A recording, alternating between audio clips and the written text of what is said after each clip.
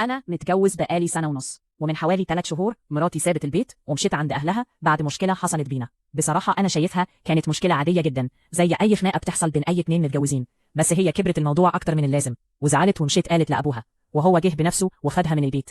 ومن يومها وأنا قررت إني مش هكلمها ولا أسأل عليها، لأنها هي اللي اختارت تمشي وهي اللي صممت تبعد، فقلت خلاص كل واحد يتحمل نتيجة قراره. وعدت الأيام وأنا على موقفي، لا بكلمها ولا بسأل، رغم إنها مراتي، بس كنت شايف إنها لازم ترجع لوحدها وتفهم إنها غلطت. لحد ما فجأة وصلني خبر إنها تعبانة ومحتاجة عملية.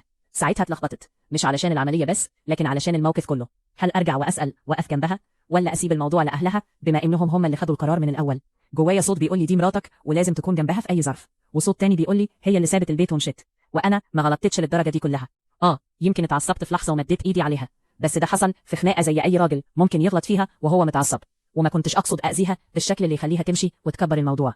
بس واضح إن بالنسبة لها الموضوع كان أكبر بكتير، وأنا دلوقتي واقف في النص بين إني أتحمل مسؤولية العملية كمجرد واجب، أو أسيب أهلها يتحملوا بما إنهم هم اللي دخلوا نفسهم في الموضوع وكبروه. ومش عارف بصراحة الصح فين. هل أنا المفروض أتحمل التكاليف دي كلها حتى وهي بعيدة عني ومش عايزة ترجع، ولا أعتبر إن كل واحد فينا بقى في طريقه؟ والأهم من ده كله، هل أنا كنت فعلا غلطان من البداية ولا الموضوع خرج عن حجمه؟